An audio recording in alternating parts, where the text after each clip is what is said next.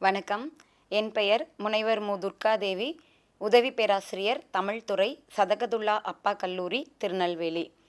இன்றைக்கி நம்ம பார்க்க போகிற தலைப்பு என்ன அப்படின்னா, திருப்பாவை.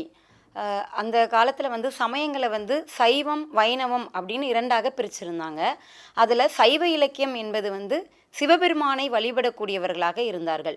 63 நாயன்மார்கள் சிவபெருமானை வழிபடக்கூடியவர்களாக இருந்தார்கள். வைணவ இலக்கியத்தில் 12 ஆழ்வார்கள் காணப்பட்டார்கள்.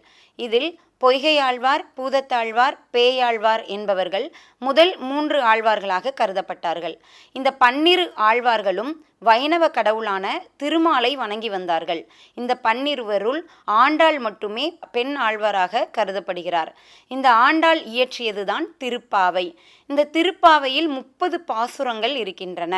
அதனுள் முதல் பாடல்தான் நம்முடைய பாடப்பகுதியில் இடம்பெறுகின்றது.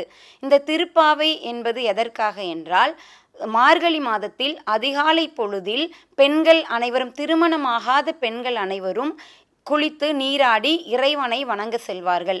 அவ்வாறு அந்த பாவை நோன்பு இருப்பதன் விளைவாக அவர்களுக்கு நல்ல கணவர் கிடைப்பதாக ஐதீகம்.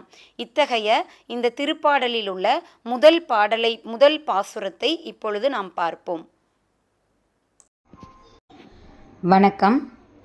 இன்றைக்கு நாம் பார்க்க போகின்ற தலைப்பு ஆண்டாளின் திருப்பாவை. ஆண்டாள் ஒரு தெய்வீக பயணம் என்று கூறலாம்.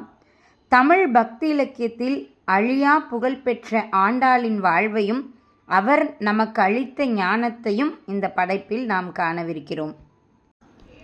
ஆண்டாள் 12ஆம் நூற்றாண்டைச் சேர்ந்த ஆழ்வார்களில் ஒருவராவார். 12 ஆழ்வார்களில் ஒரே பெண் ஆழ்வாரான இவர் ஸ்ரீவில்லிபுத்தூரில் வாழ்ந்தார். பெருமாள் மீதான இவரது அசைக்க முடியாத பக்தி இவரை சூடிக் கொடுத்த சுடற்கொடி என போற்றச் செய்தது. ஆண்டாள் ஸ்ரீவில்லிபுத்தூரில் உள்ள பெரியாழ்வாரின் நந்தவனத்தில் காணப்படும் துளசி வனத்தில் பெரியாழ்வாரால் கண்டெடுக்கப்பட்ட ஒரு தெய்வீக குழந்தையாவாள். விஷ்ணு சித்தர் என்ற பெரியாழ்வார் ஆண்டாளை தனது மகளாக பாவித்து வளர்த்தார். ஆண்டாள் தினமும் பெருமாளுக்கு சாற்றப்படும் மாலையை முதலில் தானே சூடி மகிழ்ந்தாள். இதனை அறியாத பெரியாழ்வார் ஆண்டாள் சூடிய மாலையை பெருமாளுக்கு சூட்டினார். இவ்வாறு தினமும் நடந்து கொண்டே இருந்தது. ஒரு முறை ஆண்டாள் தன்னுடைய கழுத்தில் அணிந்த மாலையை கழற்றி வைத்தாள். இதனை அறியாத பெரியாழ்வார் அம்மாலையை பெருமாளுக்கு சூட்டுவதற்காக எடுத்து சென்றார். அப்பொழுது அம்மாலையில் ஒரு முடி இருந்தது. இதனை கண்ட பெரியாழ்வார் இறைவனுக்கு சாற்றப்படும் மாலை அசுத்தமாகிவிட்டது என்று எண்ணி அதனை அப்புறப்படுத்திவிட்டு வேறு மலர்களை பறித்து புதிய ஒரு மாலையை உருவாக்கி அதனை பெருமாளுக்கு சாற்றுவதாக சென்றார். அப்பொழுது பெருமாளின் கழுத்தில் சூடிய அந்த மாலை அவிழ்ந்து கீழே விழுந்தது. இதனால் பெரியாழ்வார் திகைத்து நின்றார். மீண்டும் மீண்டும் அந்த மாலையை எடுத்து பெருமாளுக்கு சூட்டினார். ஆனால் அம்மாலை அவிழ்ந்து விழுந்தது. இதனால் அதிர்ந்து போய் நின்ற பெரியாழ்வாரின் முன்னால் அந்த பெருமாளே கண்ணனாக வந்து தோன்றி, ஆண்டாள் சூடிய மாலையையே நான் சூடுவேன் என்று கூறினார்.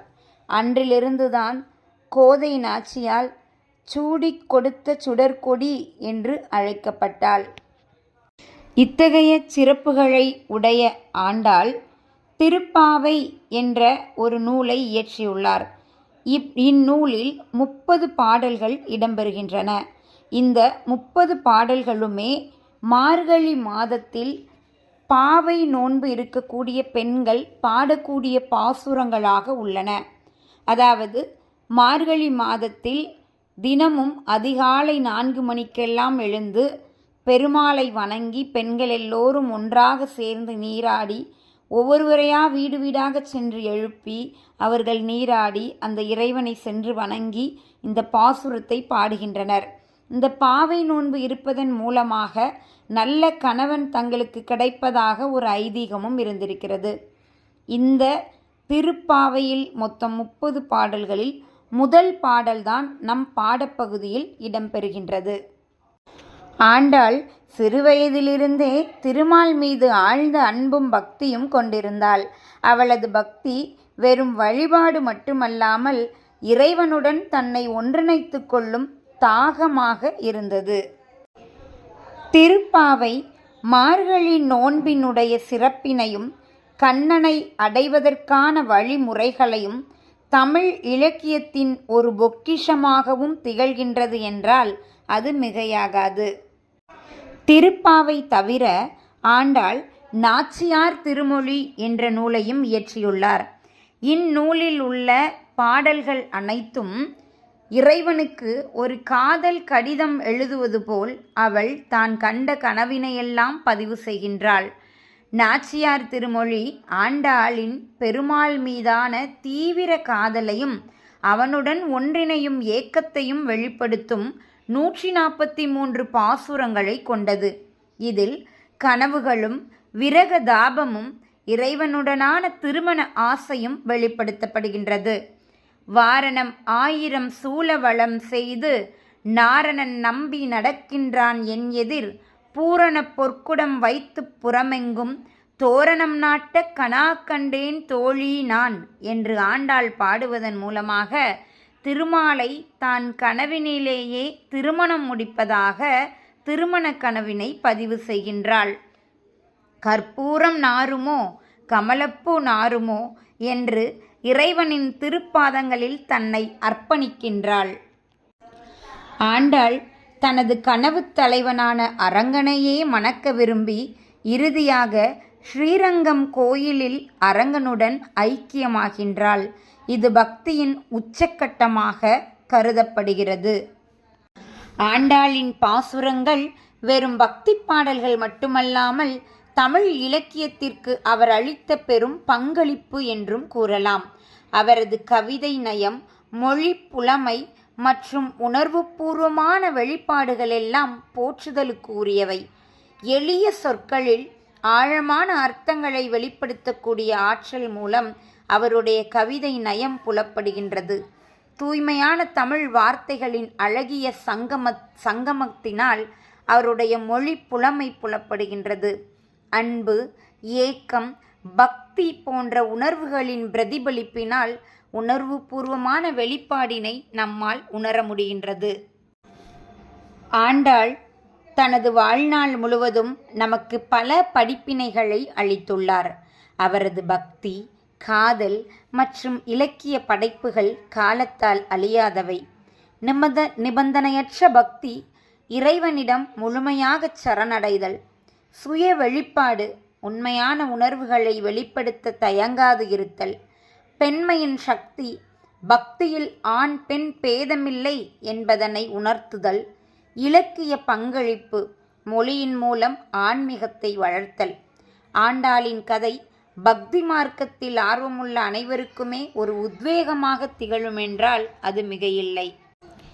திருப்பாவையில் உள்ள முதலாம் பாடலான மார்கழி திங்கள் என்னும் பாசுரமே நம்முடைய பாடப்பகுதியில் இடம்பெறுகின்றது. மார்கழி திங்கள் மதிநிறைந்த நன்னாளால் நீராட போதுவீர் போதுமினோ நேரிழையீர் சீர்மல்கும் ஆய்ப்பாடி செல்வச் சிறுமீர்கள் கூர்வேல் கொடுந்தொழிலன் நந்தகோபன் குமரன் ஏரார்ந்த கண்ணி யசோதை இளம் சிங்கம் கார்மேனி செங்கன் கதிர் மதியம் போல் முகத்தான் நாராயணனே நமக்கே பறை தருவான் பாரோர் புகழ படிந்தேலோர் எம்பாவாய் என்ற பாடலின் மூலமாக மார்கழி மாதத்தின் அதிகாலை பொழுதினில் ஒவ்வொரு பெண்களையும் எழுப்பி குளித்து நீராடி இறைவனை வணங்குவோம் என்று ஆண்டாள் அழைக்கின்றாள்.